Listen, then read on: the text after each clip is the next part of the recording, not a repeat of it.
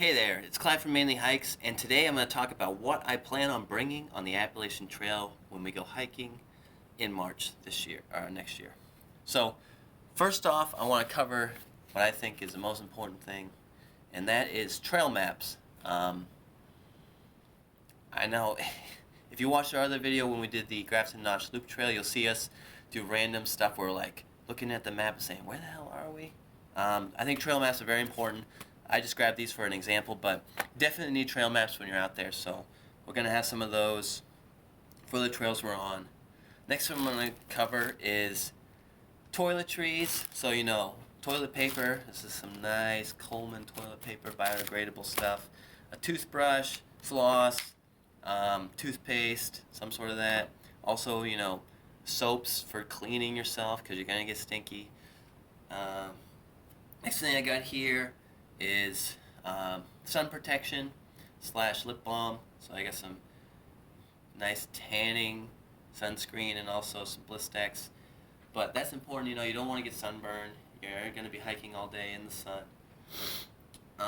Next thing I got here is insect repellent. I got some DEET. We use this on the trail when we're hiking, but bugs suck. Protect yourself somehow. So very important.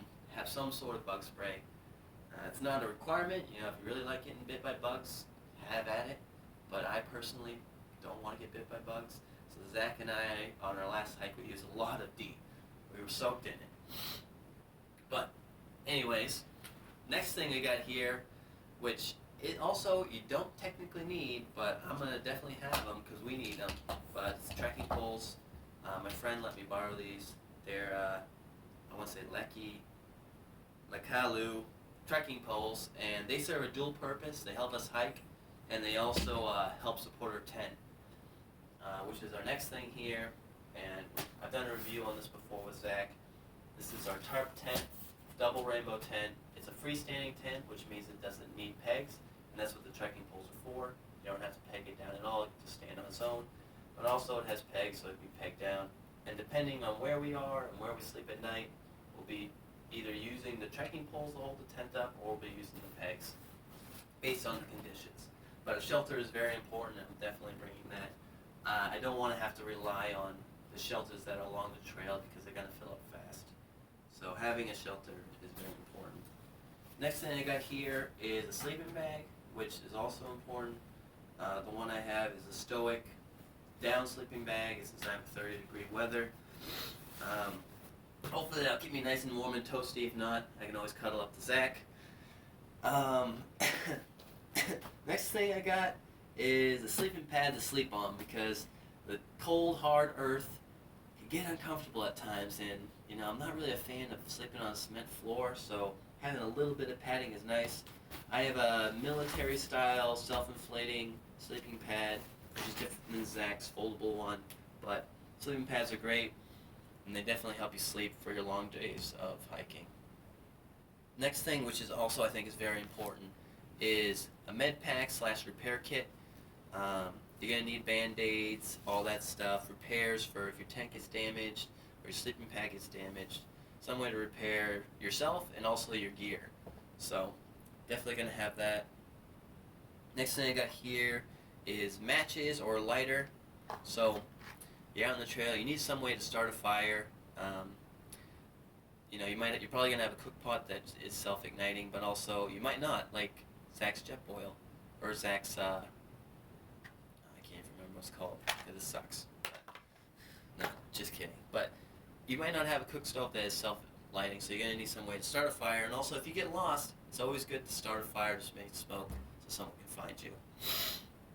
Next thing I got here is illumination, so a flashlight or a headlamp.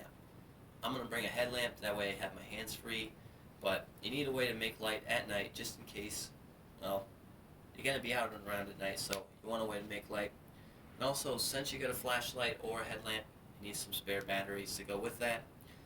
The next most important thing is, my example right here, a sword to, fight off attackers and kill bears when they attack you. Right, obviously you need a sword. You can also look badass when it's hanging off the back of your backpack. But since swords are heavy, And not very practical. Bring a knife. Knife is important. Multi-purpose tool. So I'm just going to have a pocket knife my friend gave me at his wedding. Thanks, Ben. But pocket knives are important.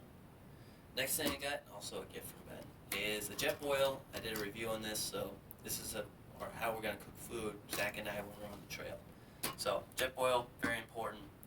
Here is just another cooking way to cook food, and because there's two of us, I think we're going to end up bringing this just so we have more places to put food in there because we have two people. So yeah, we got two ways to cook food. I think it's going to work out great. The next thing here is water filtration.